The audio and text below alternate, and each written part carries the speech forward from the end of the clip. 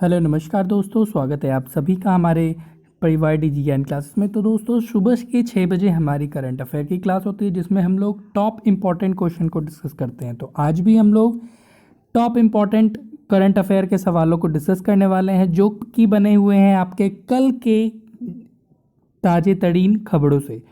तो जल्दी से सभी को क्लास की लिंक को शेयर करके हमारे क्लास से लाइव जुड़िए। और हमारी क्लास आप लोग को पता होगा रोज़ सुबह के 6 बजे ही बिल्कुल अपने समय पर हाजिर हो जाती है।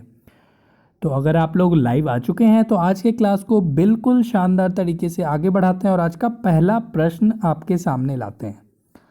आप आज का पहला प्रश्न है, हाल ही में किस राज्य केंद्र शासित प्रदेश में चिनार दिवस मनाया गया? तो आपको बताना है चिनार दिवस कौन से राज्य में मनाया गया। ऑप्शन है बिहार, पंजाब, लद्दाख या फिर जम्मू कश्मीर।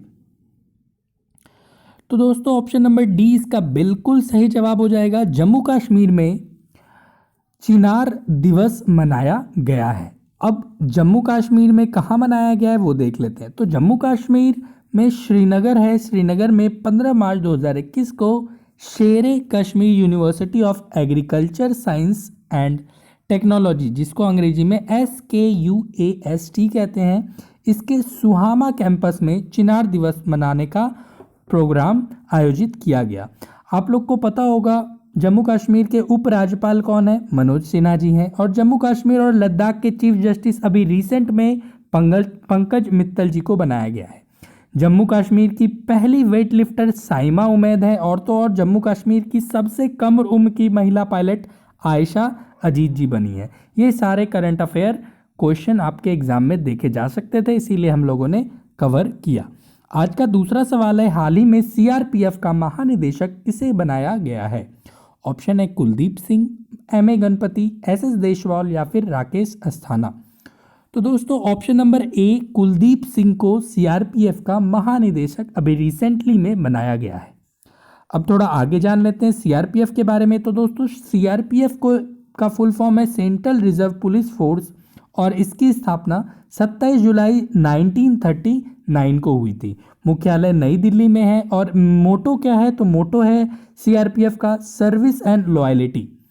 MA गणपति जी को NSG का महानिदेशक बनाया गया है। और तो और CRPF करंट न्यूज़ में अगर पूछा जा सकता है कि हाल ही में CRPF की कोबरा कमांडो यूनिट में महिला को भी शामिल किया गया है। और SS देशवाल जी ITBP के महानिदेशक हैं।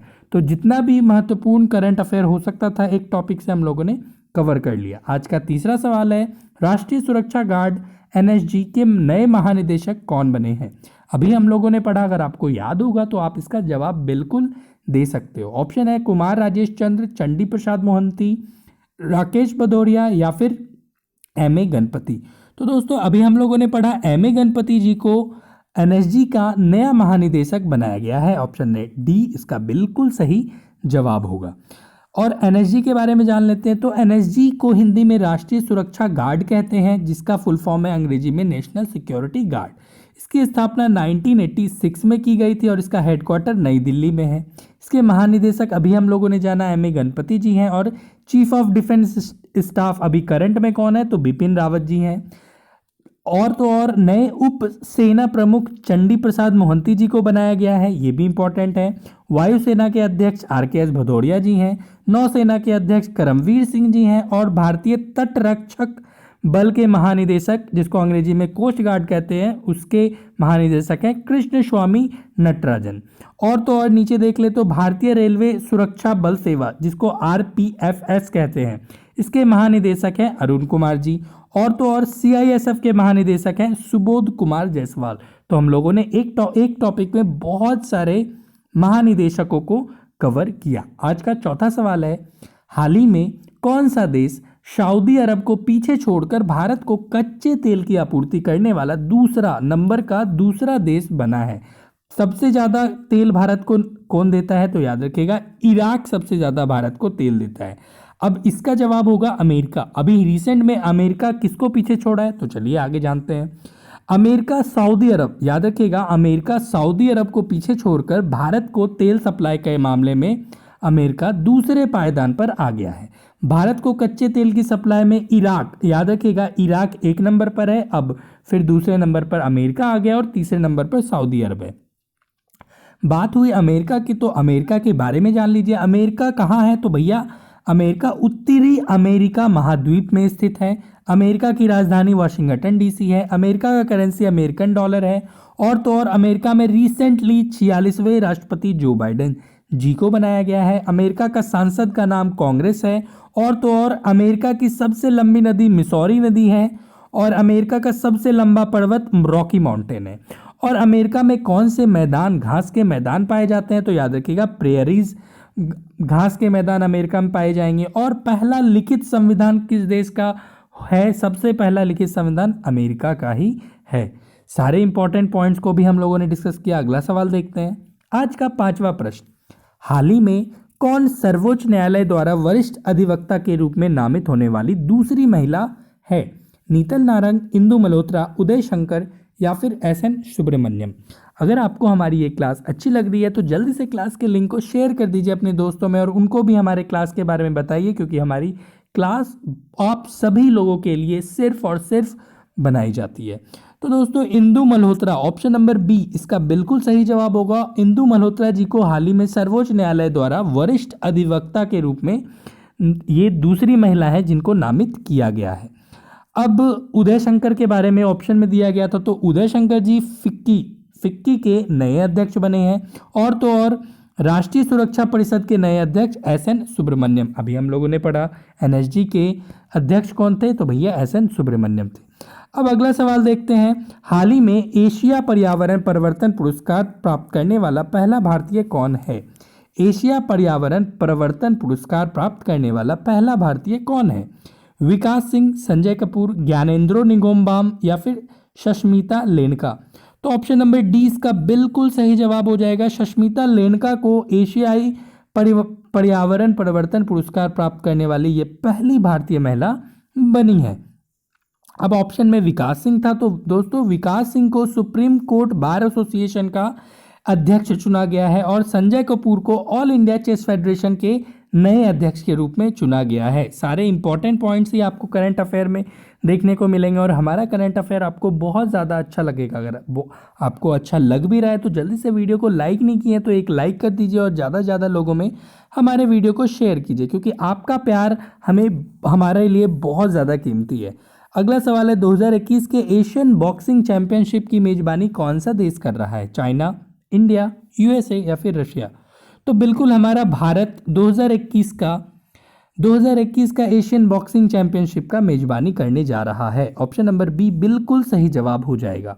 अब यहाँ पे लिखा हुआ है इंटरनेशनल बॉक्सिंग एसोसिएशन, जिसको अंग्रेजी में AIBA कहते हैं, इन्होंने घोषणा की है कि 2021 का एशियाई मुक्केबाजी चैंपियनशिप का संस्करण जो कि 21 से 31 मई के बीच नई दिल्ली में खेला जाएगा, और इसका आयोजनकर्ता भारत होगा।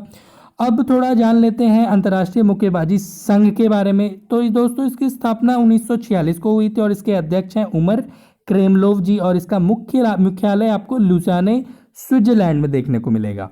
ठीक है, चलो फिर आज का 8वां प्रश्न आपके सामने है, और क्लास खत्म हो जाने के बाद लास्ट में मैं आपको क्वेश्चन ऑफ द डे दूंगा, जिसके सवाल आपको कमेंट सेक्शन में करने हैं, और सभी सवालों का आप निरंतर कमेंट करते रहिए, ये आप लोगों से मेरी रिक्वेस्ट है। अगला सवाल है कौन से भारतीय खिलाड़ी T20 में अपने 3000 रन पूरे करने वाले विश्व के पहले बल्लेबाज बन गए हैं? MS धोनी, KL राहुल, विराट कोहली या फिर रोहित शर्मा।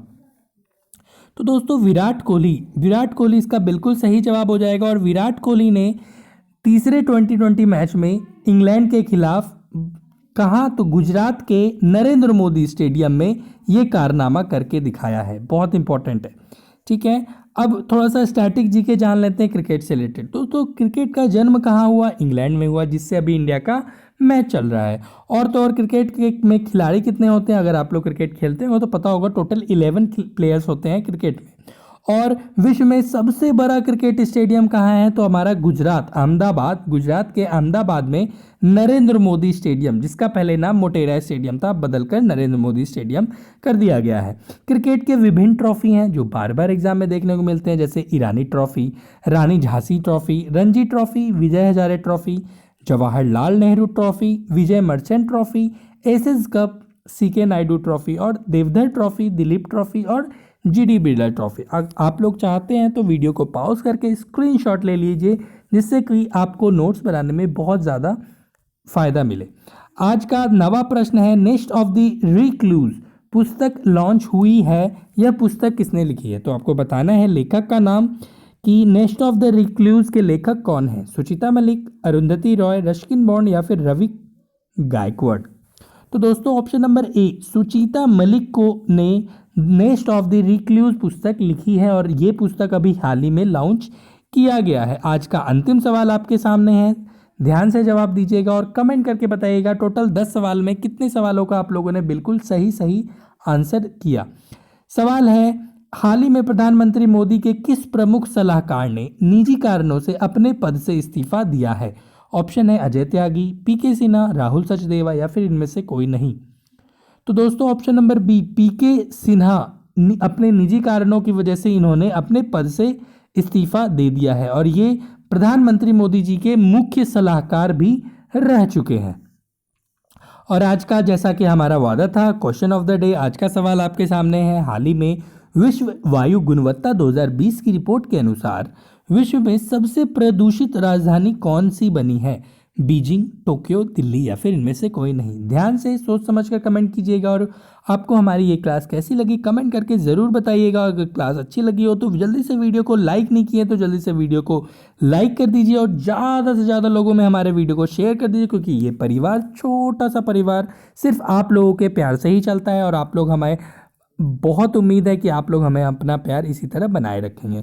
तो अगर चैनल पर आप नए हैं, अगर आपकी ये वीडियो नहीं है तो जल्दी से चैनल को सब्सक्राइब करके बेल नोटिफिकेशन को ऑल पे कर दीजिएगा, जिससे कि सारी क्लास की नोटिफिकेशन आपको टाइम टू टाइम मिलती रहेगी। चलिए ठीक है, फिर मिलते हैं ऐसी ही अगली क्लास ठीक सुबह के 6 बजे करंट अफेयर में। सभी लोग अपना बहुत ज़्यादा ख्याल रखेगा। धन्यवाद।